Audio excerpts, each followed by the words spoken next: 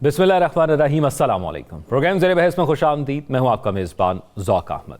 नाज़रीन, 9 मई 2023 को Al-Qadir trust case में इस्लामाबाद हाई कोर्ट से पाकिस्तान तहरीक इंसाफ के बानी चेयरमैन इमरान खान को गिरफ्तार किया गया था और उस दिन पूरे पाकिस्तान के अंदर मुख्तलिफ मकामात पर पाकिस्तान तहरीक इंसाफ ने एहतजाज किया और कहीं यह एहतजाज पुरतशद्दुद हमें देखने को मिला। इस हवाले से तकरीबन 80 से 90 लोगों को गिरफ्तार किया गया जो कि मिलिट्री तहवील में थे और उनका ट्रायल जो है वो मिलिट्री कोर्ट्स में चल रहा था। ये आज एक मशरूत फैसला सुनाया गया है ISPR की प्रेस कॉन्फ्रेंस से और ये कंडीशनल फैसला है सुप्रीम कोर्ट की उस हेयरिंग से कि आप पहले कहा गया था कि मिलिट्री कोर्ट्स ट्रायल करें लेकिन फैसला नहीं सुना सकती। फिर गुज़िश्ता तकरीबन 10 दिन पहले कहा गया कि आप फैसला सुना दें, हम देखते हैं कि इस हवाले से क्या करना है।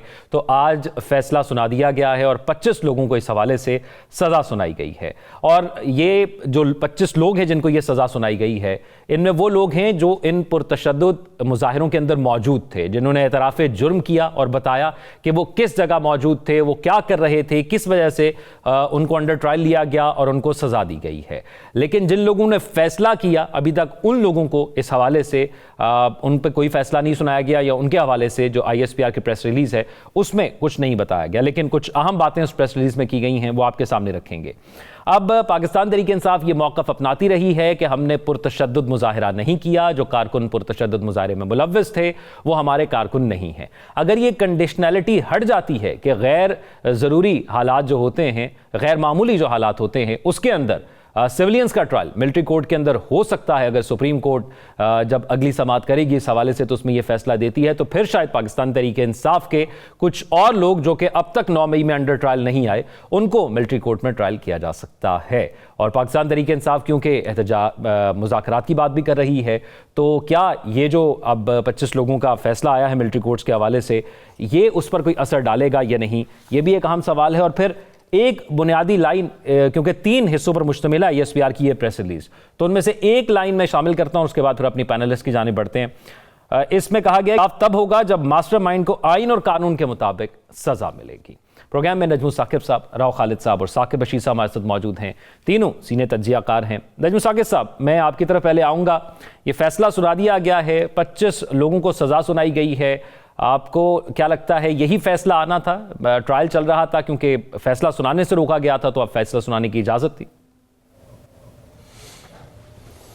सबसे पहले तो ये देखते हैं कि अदालत ने कुछ दिन पहले कहा कि जो मुजरिम हैं, जिन पे जुर्म साबित हुआ है, उनकी तफसील बताई जाए और जिन्होंने कुछ नहीं किया वो अगर ट्रायल हो गया है तो उनको रिहा किया जाए। तो एक तरह से जो आज हमें ये ख़बर मिली है ISPR के तवस्सुत से, तो ये हुक्म की तामील हुई है, ये अदालत के हुक्म की तामील हुई है।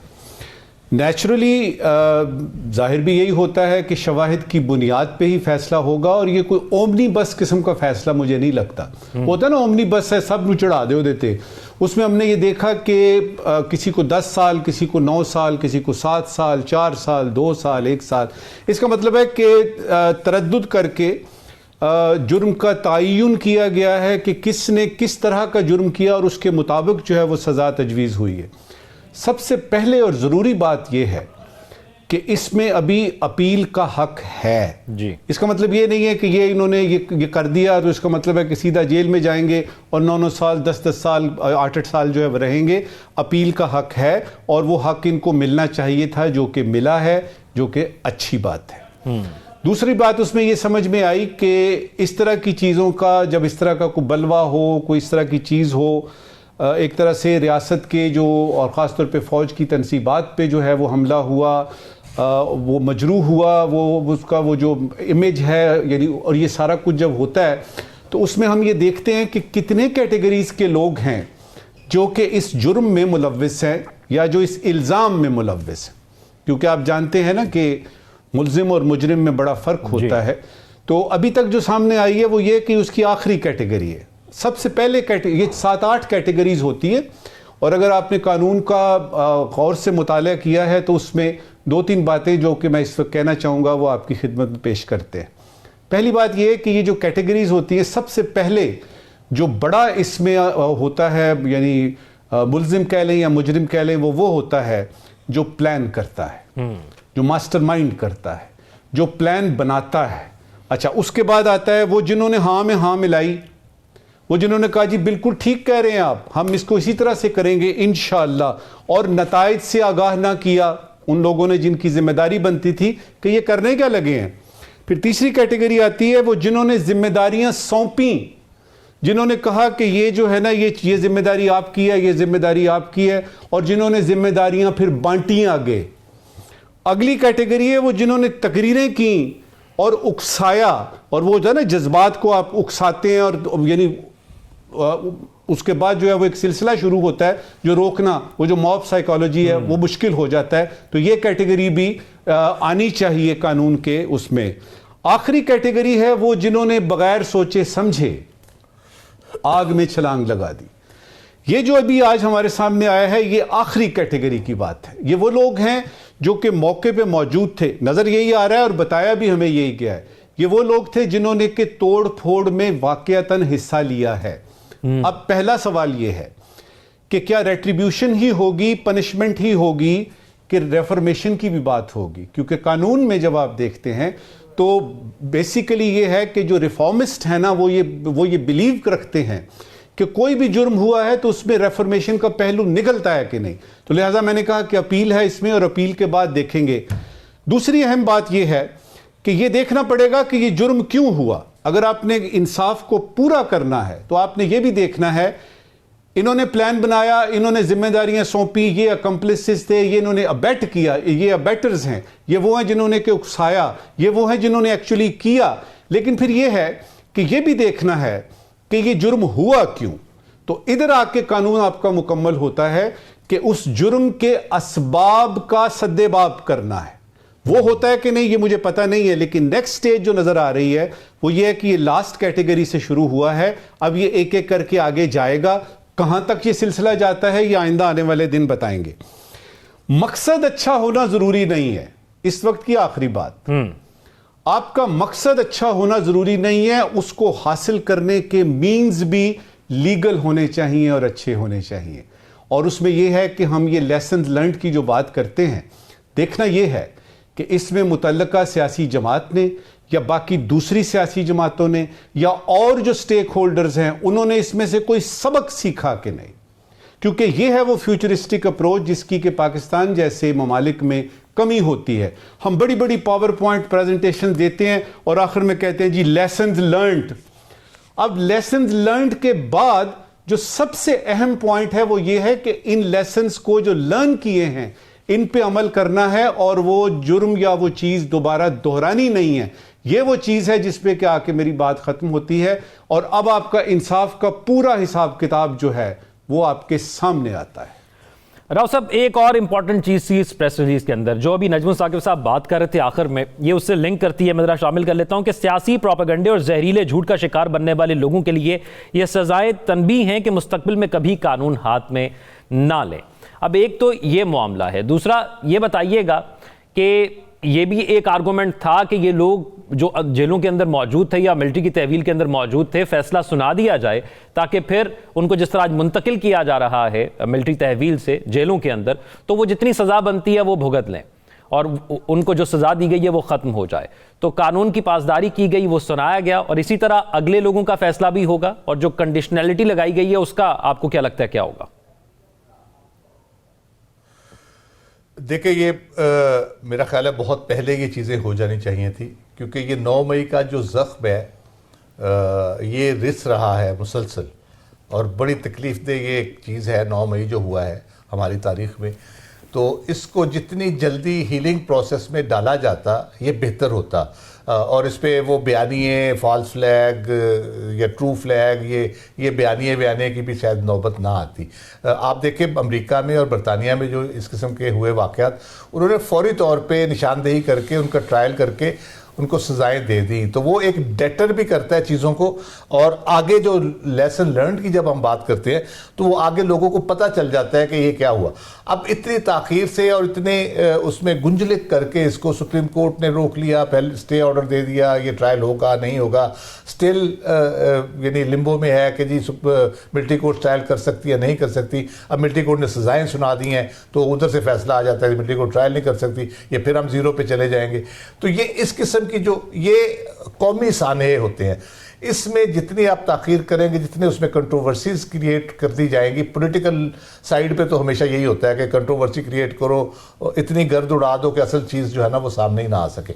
तो ये जितनी जल्दी हो जाता वो बेहतर था। अभी भी सुप्रीम कोर्ट को चाहिए कि 25 लोगों को सज़ा हो गई है, 60 लोग वहाँ पे हैं, उनकी भी हो जाएगी जैसे लग रहा है, अब तो वो प्रोसेस शुरू हो गया है। तो सुप्रीम कोर्ट ये इजाज़त पहले दे देती तो ये मामला बहुत पहले तय हो जाते और ये अगले प्रोसेस में आ जाते। जो भी बेगुनाही का दावेदार है वो आगे उसको अपील में साबित कर ले, फिर अगर वो समझता है कि जी उनको एक अपॉर्चुनिटी मिल गई ना कि आगे अपील में जाके वो साबित कर ले, फिर ये जेलों में अब आ जाएंगे, उससे भी चीज़ें फिर आगे बढ़ाने में मदद मिलेगी। और फिर इनके एतराफ़ी बयान जो हैं उनकी रोशनी में बाकी जो केसेस रह गए हैं, मेरा ख्याल है उनको अब ज़्यादा ताख़ीर नहीं होनी चाहिए, उनको आगे तेज़ी से बढ़ाना चाहिए।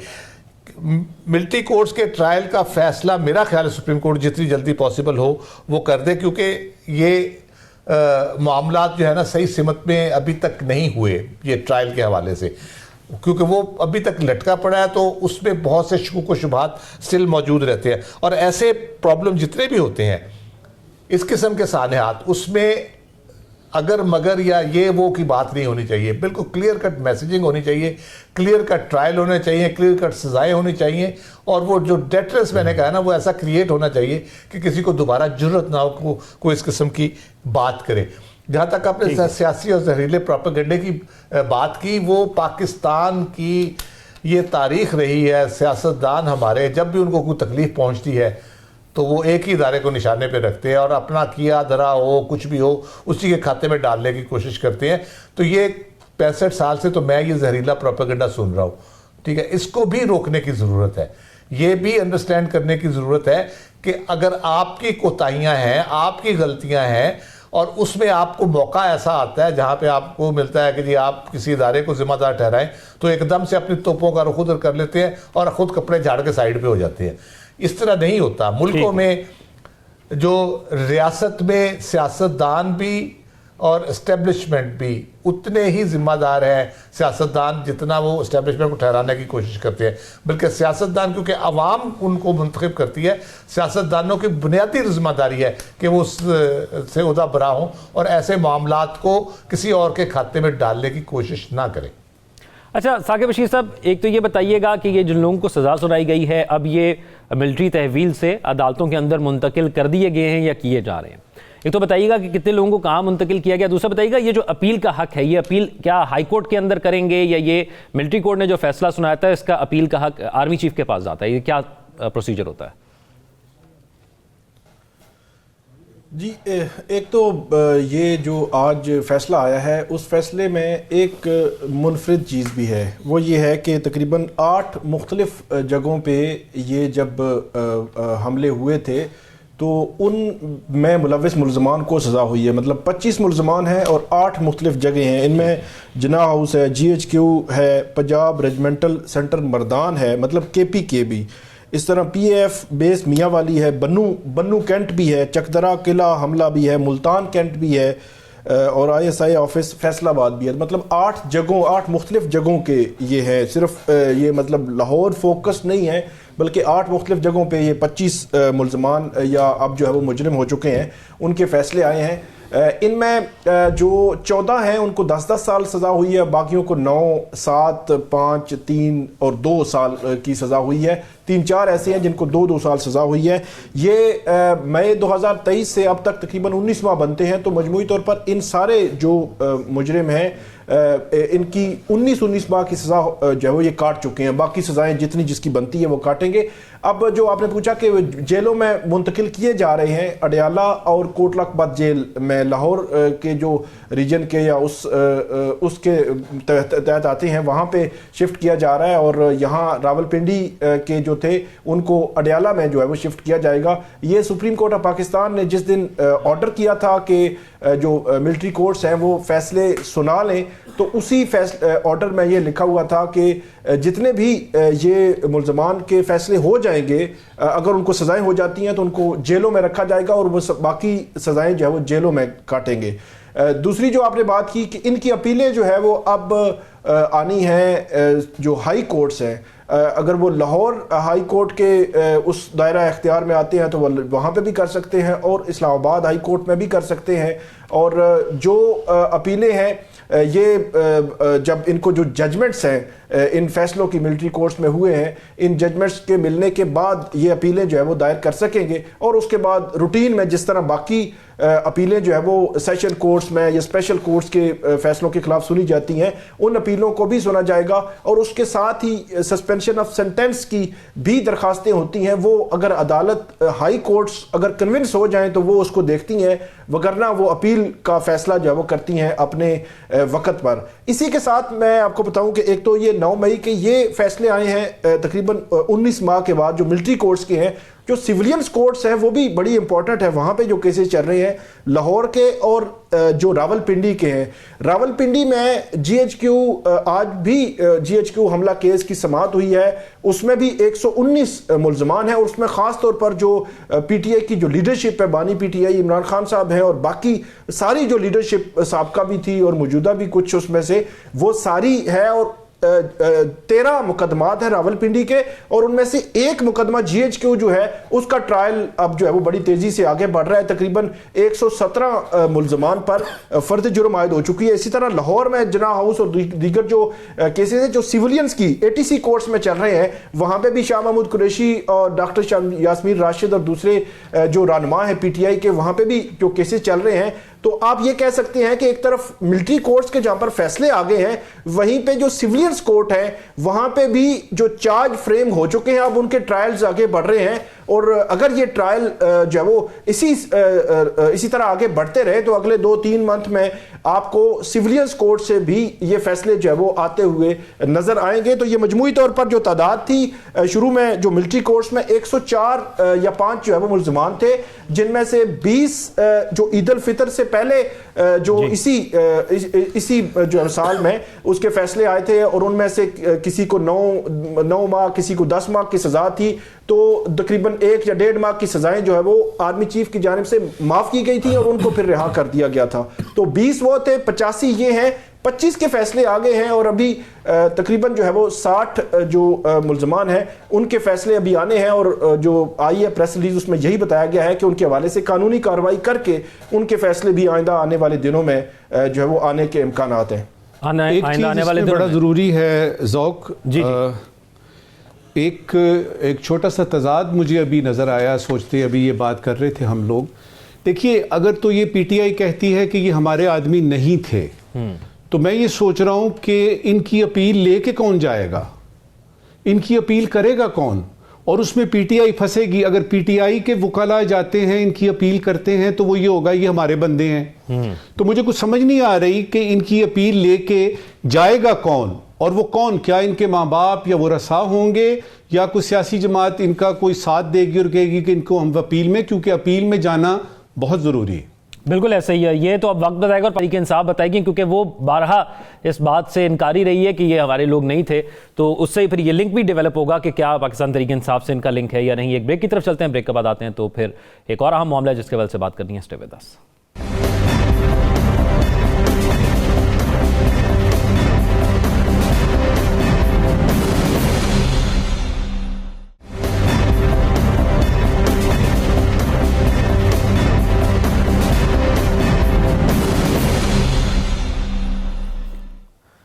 ब्रेक के बाद खुशामदीद नाज़रीन। कुछ अर्सा कबल हमने शाहिद खाकान अब्बासी साहब को, साबिक वज़ीर आज़म पाकिस्तान के, उनको कहते हुए सुना था कि पाकिस्तान वाहिद मुल्क है जहाँ पर फाइलर और नॉन फाइलर की एक कैटेगरी है, जिसमें अगर आप फाइलर नहीं हैं यानी आप गवर्नमेंट के रिकॉर्ड्स के अंदर नहीं हैं और कोई सेल एंड परचेज आप करते हैं तो आप अगर 5,000 रुपया मुझ पर उसका टैक्स आता है तो मैं 10,000 देकर नॉन फाइलर होकर वो करवा सकता हूँ। तो हुकूमत की जानिब से बारहा ये कोशिश की गई है, बार बार डेडलाइंस भी दी गई हैं कि तमाम लोगों को फाइलर किया जाए ताकि वो जो कुछ उनके पास मौजूद हो, उनकी मिल्कियत के अंदर हो, वो हुकूमती रिकॉर्ड का हिस्सा भी हो। और फिर हम ये भी देखते हैं कि हम पूरी दुनिया के अंदर एक ऐसा निज़ाम देखते हैं जिसके अंदर हम सोशल सिक्योरिटी नंबर देखते हैं कि एक नंबर के ज़रिए पता लग जाता है कि इस पर कोई मुकदमा है या इसकी हेल्थ की कंडीशन क्या है या ये कितनी तनख्वाह लेता है, कितना टैक्स देता है, तमाम तफसीलात एक नंबर से निकल जाती हैं। तो उससे ये फ़ायदा होता है कि बहुत से मामलात के अंदर आसानी हो जाती है और काम भी जल्दी हो जाते हैं। तो गुज़िश्ता हफ्ते के अंदर भी हमने देखा कि हुकूमत ऐसे इकदाम कर रही थी कि नादरा के अंडर बहुत सी लोगों को ला रही थी बहुत से मुख्तलिफ मामलात के हवाले से। फिर एक नया बिल पेश किया गया है, उसके अंदर भी ये कहा गया है कि लोगों को फाइलर किया जाएगा और जो नॉन फाइलर होंगे उनके लिए मुश्किलात मजीद बढ़ जाएंगी, यानी वो सेल एंड परचेज नहीं कर सकेंगे, गाड़ियाँ नहीं खरीद सकेंगे, प्रॉपर्टी नहीं खरीद सकेंगे और इस तरह के मामला है। फिर एक और अहम मामला, स्टेट बैंक ने जो शरह सूद है उसमें 2% कमी कर दी है, 15% थी अब 13% कर दी है। लेकिन इन्फ्लेशन रेट को अगर देखा जाए तो वो पाकिस्तान के अंदर 5 से नीचे है। तो मुतालिबा जो ताजर बरादरी का था वो ये था कि शरह सूद को सिंगल डिजिट पर लाया जाए, क्योंकि इन्फ्लेशन रेट कम है और इसका डायरेक्ट ताल्लुक जो है वो इन्फ्लेशन रेट से होता है। लेकिन 2% कमी की गई है। गुज़िश्ता 1 साल के अंदर हमने देखा कि तकरीबन 24-25 से 13% पर आ गई है और 2 महीने के लिए ये किया गया, 2 महीने बाद मजीद कितनी कमी होती है। तो ये भी एक अहम इशारिया है कि मईशत ठीक हो रही है। तो क्या वाकई इन इशारियों से हमें मालूम होता है, या जो इस्लाहात हम कर रहे हैं या जो बिल हम पेश कर रहे हैं उनसे ये लगता है कि जो इक़दामात हमें ज़रूरी थे वो पहले भी हम हमेशा बात करते हैं कि टैक्स देने वाला एक जो है वो ज़्यादा टैक्स देता है, ये तनख्वाहदार तबका ज़्यादा टैक्स देता है, जिनसे असल टैक्स लिया जाना चाहिए वो नहीं देता। तो क्या इन बिल से अब ये हो पाएगा? राव साहब, इन बिल से हो पाएगा? जिन लोगों से हर बंदा सवाल करता है, और मेरे और आप जैसा बंदा जो फाइलर भी होगा, जो तमाम टैक्स भी देता होगा, हर चीज़ पर टैक्स देता होगा, वो ज़्यादा सवाल करता है कि जिनसे लेना चाहिए उनसे लो। तो ये जो बिल अब मंजूर हो रहे हैं इनसे क्या फ़र्क पड़ेगा?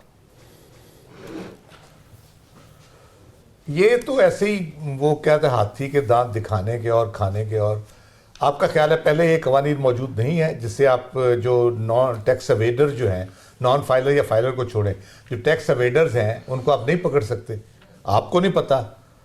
इतना आसान है। आपने अपना सिस्टम सिंक्रोनाइज करना है, आपके पास सारा रिकॉर्ड मौजूद है, बैंकिंग अकाउंट्स तक एक्सेस है, FPR की, किस स्कूल में बच्चे पढ़ रहे हैं उसकी फ़ीसों की डिटेल उनको पता है, ट्रैवलिंग कहाँ पे होती है इंटरनेशनल उसका सारा उनको पता है, गाड़ी कौन सी रखी हुई है उसको पता है, घर कौन सा उसका पता है, कारोबार कौन सा हो रहा है उसका पता है। तो किस चीज़ की ज़रूरत है आपको फिर फाइलर बनाने के लिए? कानून की ज़रूरत है उसके लिए नीयत की ज़रूरत है, उसके लिए पॉलिटिकल विल की ज़रूरत है, जो हमारे हमेशा से लैक कर रही है और हम नहीं कर पा रहे इसको। एक इनकरप्टेबल आपको मशीनरी, ऑफिशियल मशीनरी चाहिए जो इनको इम्प्लीमेंट कर सके, जो आपके कवानीन मौजूद हैं। तो ये ऐसे ही टामकटोइयाँ मारते हैं IMF को दिखाने के लिए कि जी हम ये कर रहे हैं और हम वो कर रहे हैं, हम इस तरह कर रहे हैं, हम उस तरह कर रहे हैं। तो ये इससे मसले बिल से बिल्कुल हल नहीं होंगे। आप उसको कैटेगरी उसको कर रहे हैं एलिजिबल और इनएलिजिबल उसके निकाल के। अब मुझे ये बताएं कि मैं अगर 95-96 से टैक्स पेयर हूँ, रजिस्टर्ड हूँ, मैं कर रहा हूँ सारा कुछ, एक बंदा जो मुझसे कहीं ज़्यादा कमा रहा है, कारोबार भी कर रहा है और धड़ाधड़ प्रॉपर्टीज़ भी बना रहा है, गाड़ियाँ भी खरीद रहा है और उसके बच्चे भी बाहर पढ़ रहे हैं, वो बंदा सिर्फ एक गाड़ी खरीदने पे उसको थोड़ा सा टैक्स ज़्यादा देना पड़ता है, उसके बाद उससे आप पूछते भी नहीं जाके। तो मुझे बड़ी बात याद आ रही है, मियाँ जाहिद सरफराज हयात है, अल्लाह ताला उनको सेहत और ज़िंदगी दे, फैसलाबाद से बड़े मुस्लिम लीग के बड़े सरकर्दा पॉलिटिशियन थे। 93 में जब गवर्नमेंट गई थी नवाज साहब की, उस वक्त एक्टिंग चार्ज उनको मिला था, तो वो बहुत प्रेस कॉन्फ्रेंस वगैरह किया करते थे। तो उन्होंने एक दिन इसी चीज़ के ऊपर जब बात हुई टैक्स कलेक्शन के ऊपर, उन्होंने कहा ब्लू एरिया की एक साइड से शुरू हो जाए कमर्शियल, और बिल्डिंग के मालिक और दुकानों के मालिक का नाम पूछना शुरू कर दें, आखिर तक जब आप पहुंचेंगे आपका टैक्स रेवेन्यू टैक्स टारगेट आप मीट कर चुके होंगे। तो ये कौन नहीं करता? इतने हर चीज सामने मौजूद है, बिल्डिंग को तो कोई उठा के नहीं ले जा सकता ना, घर को कोई उठा के नहीं ले जा सकता, जो आपकी गाड़ी है उसको कोई उठा के नहीं ले जा सकता, आपका बैंक अकाउंट अगर मेंटेन आप कर रहे हैं उसको कोई उठा के नहीं ले जा सकता। तो ये कौन सा मुश्किल काम है? शब्बर जैदी साहब ने क्या कहा? उसने कहा, मैंने कहा कि जी मुझे आपके टैक्स जो बिजली के बिल हैं जो उनके डाटा तक एक्सेस दे दें, उनको नहीं दी गई। तो ये बिजली गैस के बिल से आपको पता नहीं चलता, एक बंदा अगर 5 लाख रुपए बिल पे कर रहा है तो क्या वो 20,000 रुपए कमा रहा है कि टैक्स नहीं दे सकता, इसलिए वो 5 लाख बिल पे कर रहा है? तो ये सारी टामकटोइयाँ हैं, ये ऐसे ही वो गोंगलों से मिट्टी झाड़ने वाली बात है। आप 95 में टैक्स जो एक कलेक्शन के लिए बड़ी एफर्ट करते हैं, वो क्या एफर्ट होती है? लिबर्टी मार्केट के ट्रेडर से आप तय करते हैं कि महीने का आप लमसम बता दें कितना दिया करेंगे। ये तरीका होता है टैक्स कलेक्शन का, कि आप इस तरह ब्लैकमेल होती है, सारी हुकूमतें ब्लैकमेल होती रही हैं। और क्यों होती रही है मुझे आज तक नहीं समझ आई। ताजरों से ब्लैकमेल हो रहे हैं, इंडस्ट्री से ब्लैकमेल हो रहे हैं, उनको फैसिलिटीज़ अलहदा दे रहे हैं। जो फैसिलिटीज़ मैं हुकूमत की इस्तेमाल कर रहा हूँ वो भी कर रहे हैं, मैं टैक्स दे रहा हूँ, वो टैक्स अवेड कर रहे हैं। तो आप टैक्स अवेयन के ऊपर FBR के पास सारे इख्तियार आते हैं, जब उन्होंने इस्तेमाल करने होते हैं वो करते हैं, और जिसकी एस्टेसी फेरनी होती है वो ठीक ठाक तरीके से उसको बिल्कुल ऐसे पतरा कर देते हैं, जिसको कहते हैं रंदा फेर के। तो ये बिल्कुल ये बहाने बाजियाँ सारी, आप नॉन फाइलर को एलिजिबल कर देंगे या इनएलिजिबल कर देंगे, उससे क्या फ़र्क पड़ेगा। तो इसलिए ये मेरा नहीं ख्याल कि ये बहुत ज़्यादा इफेक्टिव होगा। कानून बेशुमार पड़े हैं, इम्प्लीमेंट आप नहीं करेंगे तो क्या होगा उसका, फिर आप कोई ना कोई रास्ता लोग निकाल लेंगे, अदालतों में चले जाएंगे, चैलेंज कर देंगे। इसमें भी लॉ में भी मौजूद है कि अगर आपको कोई इतराज़ हो तो आप अदालत में जा सकते हैं। 800 सीसी गाड़ी आप ले सकते हैं। 800 सीसी गाड़ी आपको पता है कितने की आजकल? 22 से 30 लाख के दरमियान आती है, और जिसके पास 22 से 30 लाख है तो वो क्यों नहीं टैक्स पेयर होगा जी? फाइलर क्यों नहीं होगा? वो नॉन टैक्स पेयर जो पाकिस्तान में राव साहब वो लग्जरी नहीं एंजॉय कर सकता, इसका मतलब मुझे ये लग रहा है। रोक के दिखाएं मुझे, लग्जरी सारे एंजॉय कर रहे हैं, आज तक आप रोक नहीं पाए क्योंकि आप रोकना नहीं चाहते। आप जब रोकना चाहेंगे तो ये कोई मसला नहीं है, ये 2 महीनों में सारा कुछ ठीक हो जाएगा। ठीक है। आजकल AI का दौर है, AI का दौर है। आप डाटा सिंक्रोनाइज करें, सारा नादरा का डाटा सिंक्रोनाइज करें, वापडा का करें, सुई गैस का करें, ये सारा रजिस्ट्रेशन ऑफिस, गाड़ियों के रजिस्ट्रेशन ऑफिस का करें। एक जगह पे सिंक्रोनाइज आपने करना है, बैंक अकाउंट्स ऑलरेडी उनके पास एक्सेस मौजूद है, तो आपको 5 मिनट में उसका कच्चा चट्टा सारा निकल आएगा कि ये बंदा क्या कमा रहा है और क्या खा रहा है। अजमेर साहब, सब किसी भी आम शहरी से बात की जाती है तो कहता है मुझे क्या फ़ायदा फाइलर होने का, मैं अगर टैक्स देता भी हूं तो मुझ पे वापस तो हुकूमत नहीं लगाती या मुझे तो फैसिलिटेट नहीं करती। तो क्यों हुकूमत इतने सादा मामलात को इतना कॉम्प्लेक्स कर रही है? देखिए, सबसे पहले तो एक ज़रा डिस्टिंक्शन कर लेते हैं कि ये जो कुछ भी मसले मसाइल हमें टैक्स के पेश आ रहे हैं, ये सिर्फ इस हुकूमत के दौर में नहीं है।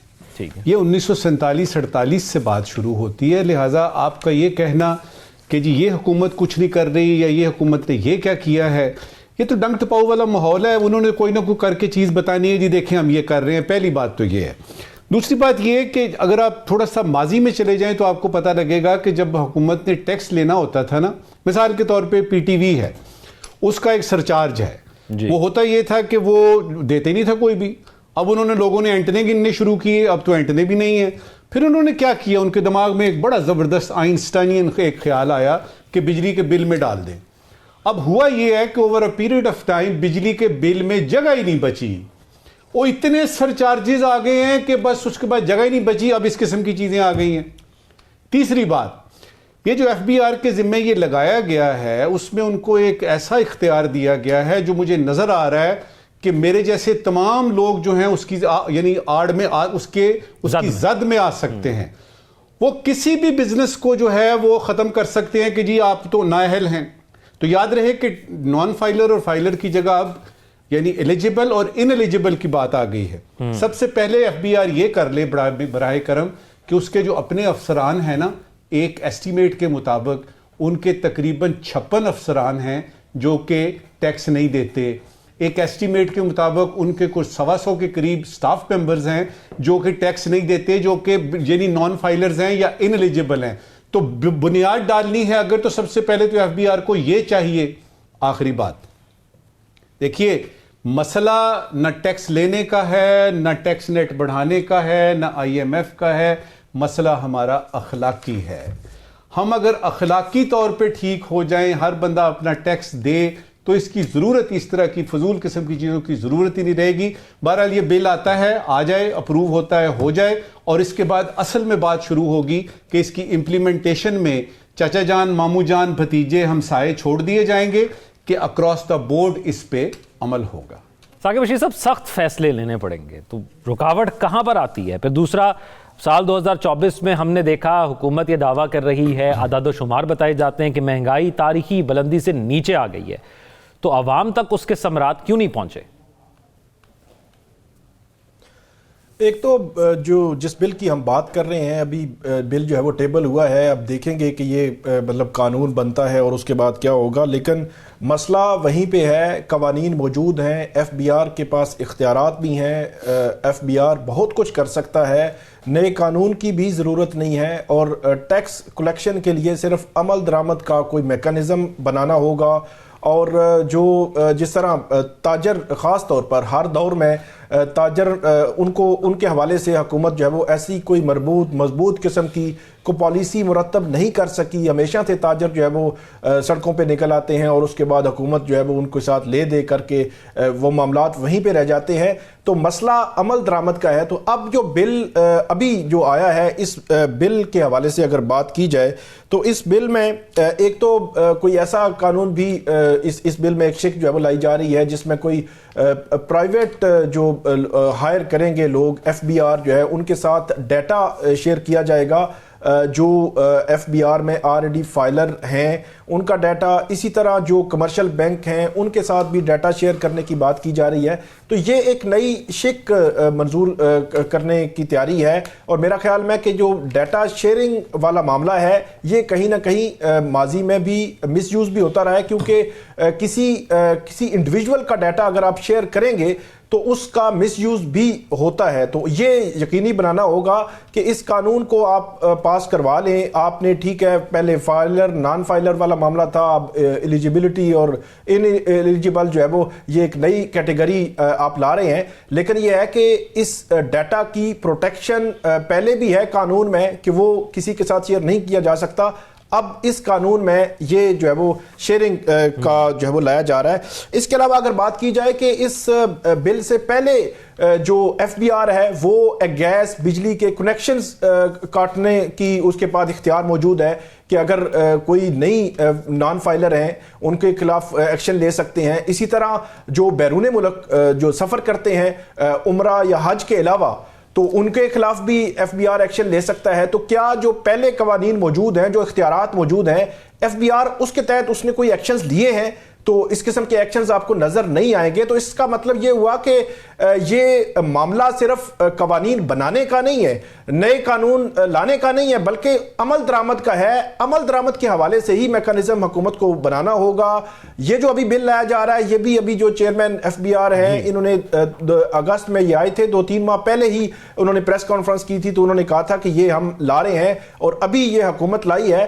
तो इसमें जो अमल दरामद का मामला है बात वहीं पे आती है। माजी में भी हमने देखा और अब भी मामला वहीं पे अटका हुआ है। अब सिर्फ ये देखना है कि अब हुकूमत जो है वो इस हवाले से क्या जो है वो मैकेनिज्म बनाती है। हुकूमत क्या मैकेनिज्म बनाती है और जो तरमीम की जा रही है उसको किस तरीके से आगे लेकर जाया जाएगा, इस पर मजीद है, लेकिन एक ब्रेक के बाद।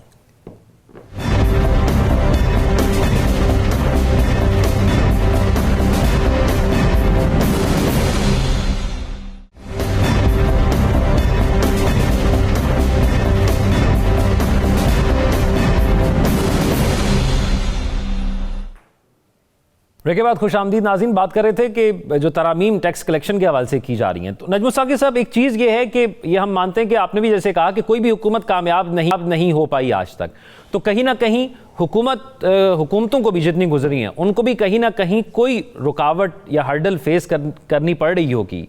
ये भी हो सकता है कि लोग उस हद तक एजुकेट ना वो कर पाएँ। तो आपको क्या लगता है कि बुनियादी तौर पर कहाँ मसला पैदा आता है कि कानून बनाए जाते हैं और उधर से अमल दरामद नहीं हो, कोई भी हुकूमत कामयाब नहीं उसमें? देखिए, बर्फ गिरती है तो बेचारे मुसलमानों पर। ये इसमें जो ये नया बिल आया है इसकी ज़द में कौन आएगा? गरीब आदमी आएगा या यानी यूँ समझिए कि मुतवस्सित वो जो दर्जे के लोग हैं जो कि दरमियान में कहीं आते हैं वो आएंगे। बड़े बड़े जो टैक्स नादहिंदगान हैं वो दो किस्म के हैं। एक वो हैं जो बिल्कुल ही नहीं देते और अरबों रुपए खरबों रुपए उनके पास हैं। एक वो हैं जो अरबों खरबों तो कमाते हैं लेकिन उनके जो अकाउंटेंट्स हैं ना वो बड़े जगादरी किस्म के हैं। वो 5,000 देते हैं, 50 अरब आपने कमाया और 5,000 आपकी, क्योंकि वो लाइबिलिटीज की वो जो यानी आपकी होती है ना कॉलम, उसमें इतना कुछ डाल देते हैं कि इतना मैंने दान कर दिया, इतने मैंने खैरात कर दी, इतना फलाना हो गया, मेरी बेटी को ये हो गया, बेटे को ये हो गया। ये बड़े टैक्स जो नादहिंदगान हैं इनको पकड़ लें। आप यकीन कीजिए कि सिर्फ 200-300 लोगों की बात है। 200-300 लोगों से टैक्स लें बजाय इसके किस तरह करके ना, तो वो जो ऑलरेडी पिसा हुआ है, अब गरीब आदमी जो है वो क्या यानी 800 सीसी की गाड़ी खरीदेगा? वो तो मोटरसाइकिल खरीदने के लिए उनकी यानी सारी जिंदगियां लग जाती हैं। तो आप बड़ों को पकड़े, छोटों को भी उससे होगा कि वो जब देखते हैं ना, यानी गरीब आदमी देखता है कि जी ये बड़े बड़े लोग नहीं दे रहे, मुझसे क्यों टैक्स ले रहे हैं आप? ताजरों का भी यही कहना है कि इनसे पहले लेना। तो इसमें जो आपने फैसले की बात की है ना, मुश्किल फैसले की, ये ज़ौक मुश्किल फैसले नहीं हैं, ये सही फैसले हैं, बात अखलाकी है। ये फैसले अगर करेंगे तो हो सकता है कि फैसले करने वाले भी इसकी आड़ में आ जाएं। मसला यहां पे है। राव साहब, ये जो एक बात अभी नजमुल साकिब साहब ने की, अभी एक बड़ी मशहूर ज़माना शादी हुई है पाकिस्तान के अंदर, हर तरफ आपको सोशल मीडिया पर वो नज़र आती है। तो एफबीआर के एक ऑफिशियल से मेरी बात हुई तो उन्होंने कहा कि जिन लोगों की सालाना रिटर्न 8-8 हज़ार रुपये है, वो हज़ार रुपये की दतियाँ वहाँ पर निछावर कर रहे थे। तो ये एक मामला दूसरी तरफ ये भी मौजूद है कि लोग जिनके पास पैसा है वो किस तरह अपने असासों को शो करते हैं वहाँ पर और किस तरह टैक्स से बचते हैं। यही मसला मैंने जो पूरी तफसील आपको बताई है, कौन सी चीज़ छुपी हुई है हुकूमत से। या तो है ना कि बहुत ही किसी ने कुत्ते खाने बना के उसमें पैसे रखे हुए हैं और बारों बार सारे लोग कारोबार कर रहे हैं, बैंकिंग ट्रांजैक्शंस भी नहीं होती और घर भी अंडरग्राउंड चले गए हैं, कोई पता नहीं चल रहा कौन किसके पास क्या है। हर चीज़ आपके सामने मौजूद है, हर चीज़ आप टैक्सेबल इनकम लोगों की आपको पता है कितनी है। तो उसका मसला क्या है? उसमें मसला वही आता है ना कि आपके पॉलिटिकल विल नहीं है, आप नहीं करना चाहते, क्योंकि उसमें आप भी फायदा ले रहे हैं उससे बहुत ज़्यादा। एक छोटी सी चीज़ है जिस पे बड़े अरसे से बात हो रही है, दो बल्कि इश्यूज जिस पे बड़ी कि इसहाक डार साहब थे जब फाइनेंस मिनिस्टर, मेरा ख्याल है 97 में भी उन्होंने बात की थी, उसके बाद फिर जब दोबारा बने 2013 में फिर उन्होंने की कि हम शनाख्ती कार्ड को टैक्स नंबर के तौर पे करने जा रहे हैं। उसमें क्या दिक्कत है भाई? उसको क्यों नहीं करते आप टैक्स नंबर के तौर पे? आप ऑटोमेटिकली सारे रजिस्टर हो जाएंगे और उसके मुताबिक आपकी सारी ट्रांजैक्शन जैसे जैसे होगी आप उसको करते रहें। उससे आपके जो एलियंस आपके बीच में ऐड हो जाते हैं वो भी पकड़े जा सकते हैं, उसमें बहुत सा मसला है। दूसरी चीज़, आप करेंसी नोट तब्दील करने की बात कर रहे हैं, वो आप इम्प्लीमेंट नहीं कर पा रहे। आप आज ऐलान कर दें तब्दील करने का और यहाँ लोग सर पकड़ के बैठ जाएंगे। लोग घरों से कितने कितनी गाड़ियां भर के लाते हैं 5-5 हज़ार के नोटों की। वो स्टेट बैंक के पास रिकॉर्ड होता है उसने कौन से नोट इश्यू किए हैं, सर्कुलेशन में कितने सारा। उनको भी, स्टेट बैंक को ये भी पता है कि कितने पैसे डंप हुए पड़े हैं। तो क्यों नहीं करते? ये बात यही है ना कि आप करने की हिम्मत नहीं है, करना नहीं चाहते, या इन्फ्लुएंशियल। असल में जो इन्फ्लुएंस इस किस्म का है, मैं बहुत छोटा सा वाकया आपको छोटा सा बताता हूँ। 2 दिन पहले इधर इंसिडेंट हुआ है, इधर एक पेट्रोल पंप पे, जिसको हमारे एक साथी थे वहां पे, उन्होंने गाड़ी की टैंकी फुल कराई, 45 लीटर वाली टैंकी जिसमें 7-8 लीटर पहले भी था, 51 लीटर तेल डल गया।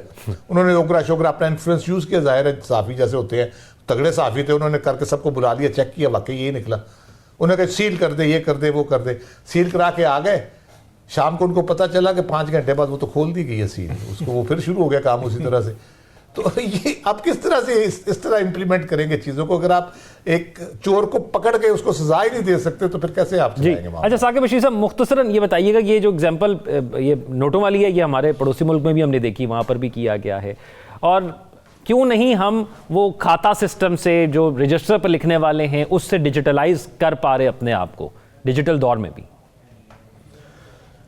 नहीं, मसला वही जो हम बात कर रहे हैं कि इम्प्लीमेंटेशन का ये है या उस विल का है, या जो काम करने वाले लोग हैं एफबीआर के अंदर जो काम कर रहे हैं वो इसको कैसे जो है वो चलाना चाहते हैं। पूरा सिस्टम ही जो है वो घिरा हुआ है। फिर आप गवर्नमेंट में भी देखेंगे, इदारों मुख्तलिफ जो डिपार्टमेंट्स हैं वहाँ पे भी आप देखेंगे कि वो बाअसर लोग भी होते हैं जो कहीं ना कहीं वो रुकावट भी बनते हैं। एफबीआर के पास इतने रास्ते हैं कि वो अगर उनको इस्तेमाल करना शुरू कर दे स्ट्रिक्ट तरीके से, तो मेरा ख्याल है कोई मसला ही नहीं होगा। ये आपका जो आप कहते हैं कि टैक्स कलेक्शन नहीं हो रही और कोई जो है वो टैक्स नेट में नहीं आ रहा, और अभी भी जो ये बात कर रहे हैं कि आप प्रॉपर्टी भी नहीं ले सकते, आप जो है वो कैश नहीं निकलवा सकेंगे, आप जो बैंकों में अकाउंट जो है वो नहीं खुलवा सकेंगे। इसी तरह जो हमने पहले बात की थी कि आपका बिजली गैस का, अब बड़ी बेसिक सी चीज़ है ना, अगर बिजली का कनेक्शन ही आपका कट जाए तो आपको काम तो रुक जाएगा ना, या गैस का कनेक्शन कट जाए या आपने बैरून मुल्क सफर करना है। तो ये इस किस्म की ऐसी चीजें मौजूद हैं कि जिसको इंप्लीमेंट करके टैक्स नेट में लोगों को लाया जा सकता है, लेकिन जो हुकूमत है उसको उसकी अमलदारी वो यकीनी अमलदारी जरूरी है। हुकूमतों के पास वसाइल भी होते हैं, ताकत भी होती है, लेकिन वही बात के नियत का होना जो है वो भी बहुत ज़रूरी है कि वो इम्प्लीमेंट भी हो सके। नजमुल साकिब साहब, आज के सवाल।